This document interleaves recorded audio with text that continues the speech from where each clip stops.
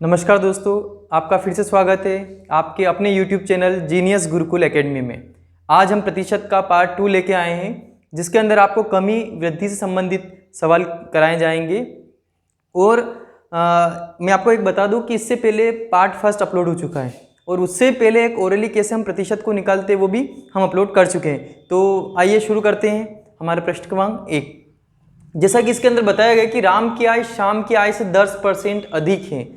राम की आय शाम की आय से 10% है। किसकी आय ज़्यादा है? राम की आय ज़्यादा है। तो इसके लिए आपको बता दें कि राम की जो भी आय है, राम की जो भी आय है वो श्याम की आय से 10% अधिक है ना, अधिक है। तो बताइए कि श्याम की आय राम की आय से कितना प्रतिशत कम। तो बताइए कि श्याम की आय राम की आय से ये कितना प्रतिशत कम है, ये हमको निकालना है इसके अंदर। तो मैं आपको बता दूं कि इस प्रकार का जो प्रश्न होता है इसको सोल्व करने के लिए एक सीधी विधि होती है। वो देखिएगा कि सबसे पहले क्या बताया गया इसके अंदर कि राम क्या है, शाम क्या है, 10% अधिक बोला है। तो हमको यहाँ ऊपर लिखना है 10 और अधिक है मतलब इसके बटे में 100 प्लस 10। ठीक है, ये अधिक और कम का बात हो गई है। अब हम प्रतिशत निकालना है तो हम इसके लिए हम 100 का गुणा कर देंगे। ठीक, देखेंगे इसको आगे सोल्व करेंगे। तो यहां पर देखेंगे कि 10 बटा कितना आ रहा है, 100 और 10 110 गुणित 100। ठीक है, हम यहां पर 1 0 से 1 0 काट देते, हमारे पास कितना बचा 100 बटा 11। इसको हम क्या लिख सकते हैं कि 11 का भाग 100 में कदर देना है। तो 11 नम 99, कितना बचा 1 बचा।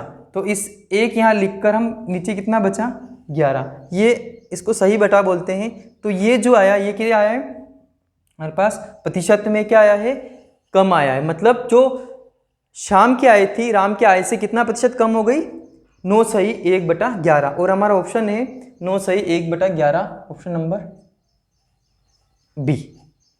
ठीक है, इसमें मैं अगला सवाल आपको बताता हूं कि ए की आय बी की आय से 20% कम है। देखेंगे इसी में कि ए की आय बी की आय से 20% कम है। तो जैसा कि मैंने कहा था सूत्र के अनुसार 20 लिखना है अपने को और कम है लिखा है, मतलब हमको 100 में से 20 कम करना है। जैसा कि इससे पहले मैंने बताया था कि 10 ज़्यादा किया था। इस वाले सवाल में हम क्या करेंगे, 20% कम है तो 100 से हमने 20 कम कर दिया। देखते हैं आगे। और प्रतिशत के लिए हम इसमें कितना लगाएंगे, 100 लगाएंगे। आगे देखते हैं क्या इसके अगले में हम 20 बटा 100 में से 20 गया तो कितना लिखेंगे हम 80 और गुणित 100। ठीक है, हम इसमें 20 का पहाड़ा बोल के भी आसानी से कर सकते हैं। देखिए 20 से कम 20, 20 चौक 80। ठीक है, कितना है हमारे पास 100 बटा 4 है हमारे पास। ठीक है, तो हम यहाँ से भी 100 काट सकते चाहें तो 4 एकम 4 और 25 चौक 100। तो हमको ये बार बार ये लिखने की जरूरत नहीं, वहीं पे पूरा हम काट लें। हमारा कितना बचा हमारे पास 25% क्या है, ये अधिक है। कितना, जैसे कि बी की आय ए की आय से कितना प्रतिशत अधिक है, तो कितना 25% अधिक है। तो इसके लिए हम ऑप्शन नंबर हमारा बी सही होता है। ठीक है, अगला सवाल देखते हैं। ये दोनों सवाल इसमें अधिक आय थी, इसमें आय कम थी। इसका अब अगला रूप लेते हैं, देखेंगे क्वेश्चन नंबर 3 में।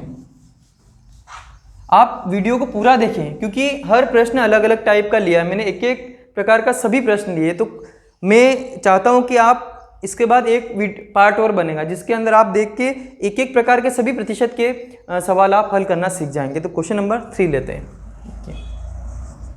देखेंगे यहाँ पर ए की आय 10% बढ़ी, कुछ दिनों बाद पुनः 20% बढ़ गई। इस प्रकार ए की आय में कुल कितने प्रतिशत की वृद्धि हुई है। तो यहाँ पे आप ध्यान देने की बात है कि पहली बार में तो 10% बढ़ी है, फिर उसके बाद में फिर उसमें 20% बढ़ी है। तो यहाँ पर आप 10 और 20 देख कर आप कुल 30% अंदाजा ना लगा दे, इसमें थोड़ा सा लॉजिक है। इसके लिए मैं आपको एक सूत्र बताता हूँ। सूत्र ये रहेगा कि सबसे पहले देखेंगे कितना 10% बढ़ी है, हम यहाँ पे लिखेंगे 10। फिर उसके बाद कितना प्रतिशत बढ़ी है, फिर 20% बढ़ी है, तो बढ़ने के लिए वापस हम यहाँ चिन्ह लगाएंगे 20। और यहाँ देखिएगा दोनों चिन्ह प्लस के हैं तो हम यहाँ पर भी प्लस लगाएंगे। अब इन दोनों का हम ऊपर गुणा कर देंगे, ठीक है। और यहाँ पर हम नीचे कितना लिख देंगे 100। एक बार वापस से देखिएगा, 2% हमको हर सवाल में देंगे, तो यहाँ पर दोनों में वृद्धि हुई इसलिए हमने दोनों के आगे प्लस का चिन्ह लगाया है। और दोनों में प्लस प्लस क्या होता है, प्लस होता है, तो हमने यहाँ पे भी प्लस लगाया। अगर यहाँ पर एक माइनस और एक प्लस होता तो यहाँ पर क्या आता है, माइनस आता है, जो कि हम अगले सवाल में देखेंगे, ठीक है। उसके बाद इन दोनों का ऊपर गुणा करना और नीचे 100 लिखना है, 100% के लिए लिखे, ठीक है। हम इसे 100 लिखे, 20 और 10 कितने हो जाएंगे, हमारे पास 30 हो जाएंगे, और प्लस है ये। अब यहाँ पे देखेंगे 1 0 से 1 0, इधर 1 0 से 1 0, कितना बचा, 2 बचा। तो हमारा उत्तर कितना आ गया, 30 और 2 32%। ये वृद्धि हुई है कितना, जैसा कि प्रश्न में वृद्धि लिखा हुआ है तो हम इसको सीधे वृद्धि लिख देंगे। लेकिन अगर यदि प्रश्न में आपसे बोल दे कितने प्रतिशत की वृद्धि अथवा कमी हुई है, तो फिर वहाँ पे आप बिना सोचे समझे देखिए कि ये जो प्रतिशत आया ये प्लस में आया है, मतलब धनात्मक रूप में आया, तो इसलिए इसको हम लिखेंगे वृद्धि। अब ये प्रश्न में यही लिखा हुआ रखूंगा और इसके जस्ट सेम क्वेश्चन हम, लेकिन इसमें थोड़ा चेंजेस देखिएगा कि मोहन की बाजार मंदी के कारण 10% घट गई। क्या घट गई, आय कितनी घट गई, 10% आय घट गई। परंतु कुछ दिनों के बाद उसकी आय कितनी बढ़ गई, 15% उसकी आय बढ़ गई। पहले 10% घट गई, दूसरी बार में आय फिर 15% बढ़ गई। तो इस प्रकार उसकी आय में कितना प्रतिशत का परिवर्तन हुआ। तो देख यहाँ पर एक बार घटी और एक बार बढ़ी है, ध्यान देना यहाँ पर। यह प्रश्न में आपको दोनों में अंतर दिखाने के लिए बताऊंगा। तो यहाँ पर देखिए पहले क्या हुआ, 10% आय घटी है और उसके बाद कुछ दिनों के बाद फिर 15% बढ़ गई, तो बढ़ी है मतलब प्लस करेंगे, ठीक है। उसके बाद एक प्लस का है एक माइनस का है, तो हमारा जो यहाँ पर चिन्ह आएगा वह इन दोनों को देखते हुए आएगा। प्लस माइनस कितना होता है, माइनस होता है, ठीक है। अब जैसा कि मैंने पिछली बार बताया था, इन दोनों का हम गुणा करेंगे, तो 10 गुणित 15 बटे में 100 लिखते ही हम। ये क्वेश्चन नंबर 4 चल रहा है, ठीक है। अब 15 में से 10 गए तो हमारे पास कितने बचे, 5 बचे, ठीक है। कितना बचा, 5। 15 में से 10 गए, 5 बचे, क्योंकि बड़ा चिन्ह बड़ी संख्या प्लस की थी इसलिए हम यहाँ पे प्लस का लिखेंगे, फिर माइनस लगा देते हैं। अब यहाँ पर देखेंगे, इसको सोल्व कर लेंगे, 1 0 से 1 0 कट गया, 5 दूने 10 और 5 तिया 15, अब कुछ भी नहीं कटेगा, तो कितना 3/2। अब यहाँ पर हम इसको यहाँ से हल करने के बहुत सारे तरीके हैं। आप क्रॉस गुणा करके हल कर सकते हैं, आप लघुत्तम लेके हल कर सकते हैं, आप इसको पॉइंट में लेके हल कर सकते हैं, जैसा आपको अच्छा लगे आप उसको इस प्रकार से सोल्व करें, ठीक। यहाँ पर हम देखेंगे क्रॉस गुणा करके देखेंगे, 5 दूना 10 माइनस 3/2, कितना बचा, 10 में से 3 गया तो 7/2, और 7/2 ये एक अनुचित भिन्न है। जैसा कि भिन्न के टॉपिक में आपको मैं पहले पढ़ा चुका हूँ कि एक अनुचित भिन्न, इसको उचित भिन्न करने के लिए या मिक्स फ्रैक्शन करने के लिए हम इसको हल करते हैं। 2 के पहाड़े में 7 नहीं आता, लेकिन 2 के पहाड़े में 6 जरूर आता है। तो यहाँ पे 2 तिया 6, कितना बचा, 1 बचा है, तो 1/2%। और जैसा कि हमारे ऑप्शन में इससे पहले हमारा जो ये राइट था, और अब 3 सही 1/2% की, देखो यहाँ पर पॉजिटिव आया है, मतलब धनात्मक रूप आया, मतलब क्या हुई है, यहाँ पर वृद्धि हुई है। और 3 सही 1/2 हमारा ऑप्शन नंबर सी आता है। हाँ, खास करके इन सवालों में एक ही चिन्ह का इन चिन्हों में ध्यान रखा जाता है कि यहाँ पर दोनों चिन्ह कौन से, मतलब कमी और बढ़ोतरी, ये दोनों हम देखेंगे। इसके बाद हम अगले सवाल देखते हैं। अगले प्रश्न में, गोपाल अपनी मासिक आय का 30% भोजन पर खर्च करता है, मतलब उसके जो भी मासिक आय है उसका 30% तो भोजन पर खर्च कर रहा है। शेष का उसके बाद भोजन पर खर्च करने के बाद जितना भी शेष बचेगा उसका 40% किराए पर खर्च करता है ना, और उसके बाद जितना भी शेष बचेगा वह शेष का 50% बचा रहा है। यदि उसकी मासिक आय 18,400 है तो वह प्रति माह कितने रुपए बचाता है। देखिए, जैसा कि प्रश्न में कहा कि गोपाल अपनी मासिक आय का 30% भोजन पे खर्च कर, और उसकी मासिक आय कितनी बता रखी यहाँ पर 18,400 उसकी मासिक आय बता रखी है, और इसका कितना प्रतिशत भोजन पे खर्च कर रहा है वो 30%। देखो 30% भोजन पे खर्च कर रहा मतलब बचा कितना, 30 घटाने के लिखेंगे हम, ये याद रखना। शेष का अगर बात करते हैं तो हम 30 घटा कर लिखेंगे, मतलब 30 या जो भी प्रतिशत वो घटा के लिखेंगे। तो 30 घटाने के बाद बचा कितना 70, और 100 लगा देंगे, 100 कर देंगे। फिर शेष का 40% किराए पे खर्च कर रहा मतलब कितना 60, 100 में से 40 जाने पर 60 बचता है ना, और शेष का 50% बचाता है, और ये जितना भी शेष बचे इसका कितना 50% बचाता है, मतलब 50 बटा हमारे पास ये 100 आ गया।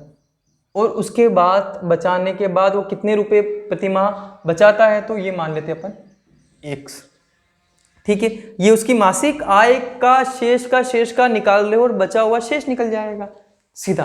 अब आगे बात करते हैं हम, इसको हम सोल्व कैसे करें। देखो आपके साथ सोल्व करना आपके ऊपर डिपेंड करता है, मेन होता है क्वेश्चन को फ्रेम करना, कैसे क्वेश्चन को बनाते हैं हम। अब यहाँ पर आपके अनुसार काट दें तो भी हम काटते देखते हैं।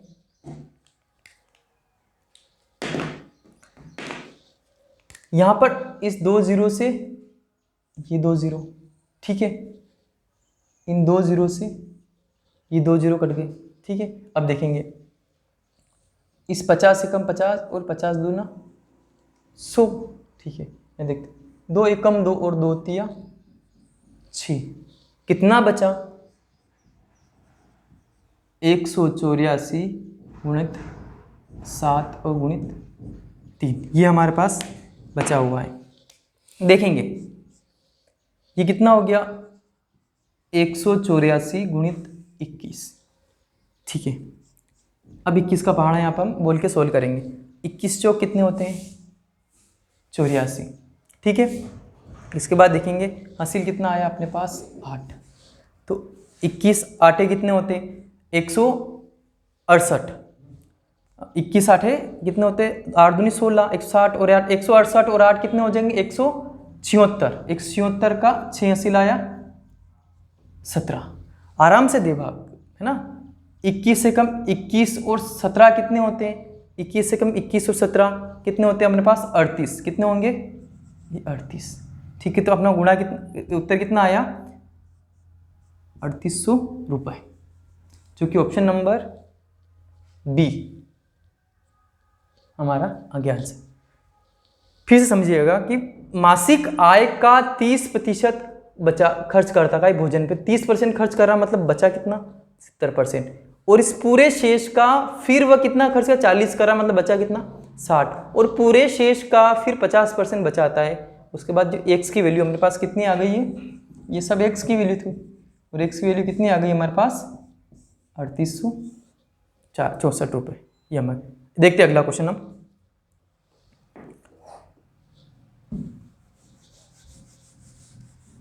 क्वेश्चन नंबर 6 देखते हैं। क्वेश्चन नंबर 6 के अंदर जिसे बताया गया है ये थोड़ा सा उससे चेंज क्वेश्चन है। पवन अपनी मासिक आय का 5% अनाथ आश्रम में खर्च करता है। देखिए शुरू करते हैं, ये उसकी मासिक आय ले लेते हैं, ठीक है। जैसा कि पहले अपना कितना था 18,400, तो उसमें दे दिया था, इसमें अपने को ज्ञात करना है, तो हम यहाँ मासिक आय ले लेते हैं x। अब मुझे बताइए कि वो पवन अपनी मासिक आय का 5% अनाथ आश्रम पे कर रहा है, तो बचा कितना रहा है वो 95, और प्रतिशत का हम 100 लगाते हैं, ठीक है। आगे देखेंगे और दान करता है, और शेष का बोला तो यहाँ ध्यान रखेंगे शेष का 20% बचत बैंक में जमा करता है, मतलब 20 मतलब यहाँ कितना हो जाएगा 80/100 जमा करता है, और अंत में उसके पास 1919 रुपये बच जाते हैं। जैसा कि पहले अपने ने ज्ञात किया था, यहाँ पे 1919 रुपये अपने पास बच गए हैं। अब इसको सोल्व करेंगे, बस इस x की वैल्यू निकालनी है, आपका अपने अनुसार काट सकते हैं। देखेंगे आप कैसे काटेंगे, थोड़ा सा ध्यान से देखेंगे, पेन चेंज कर लेते हैं। इस 1 0 से 1 0 काट लो, ठीक है, और रुक जाओ, इसको ऐसे रहने दो, इसको 19 पंजे 95, और यहाँ पे 19 से कम 19 0, 19 से कम 19, ठीक है। यहाँ से 5 से कम 5 और 5 दूनी 10, और कितना बचा 8 बचा, तो 2 1 कम 2 और 2 चौक 8, ठीक है। अब ऊपर बचा 4 और नीचे 100 बचा है, तो 4 एकम 4 और 25 चौक 100। यहाँ पर कितना बचा, x गुणित 1/25 बराबर 101। जैसा कि गणित में नियम है कि इधर जो गुणा करता है, मतलब ये x के भाग में है तो उधर जाके क्या करेगा, गुणा करेगा। तो x बराबर 101 गुणित कितना हो जाएगा, 25। ठीक है, इसको सॉल्व कर लूँ।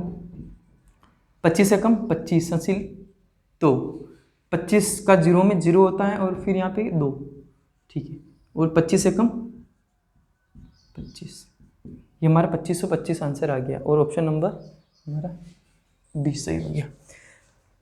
आपको ये वीडियो कैसा लगा हमें कमेंट बॉक्स में ज़रूर बताएं। और इसके बाद मैं अगला वीडियो आपके सामने लेकर आऊँगा जिसके अंदर आपको चुनाव संबंधी प्रश्न मिलेंगे और बहुत सारे दूसरे जो थोड़े कठिन प्रश्न माने जाते हैं उनको मैं आपके लिए अगले वीडियो में लेकर आऊँगा। ये वीडियो कैसा लगा आपको कमेंट बॉक्स में ज़रूर बताएं और अच्छा लगा हो तो इस वीडियो को लाइक करें और चैनल को सब्सक्राइब करना ना भूलें। वंदे मातरम, भारत माता की जय।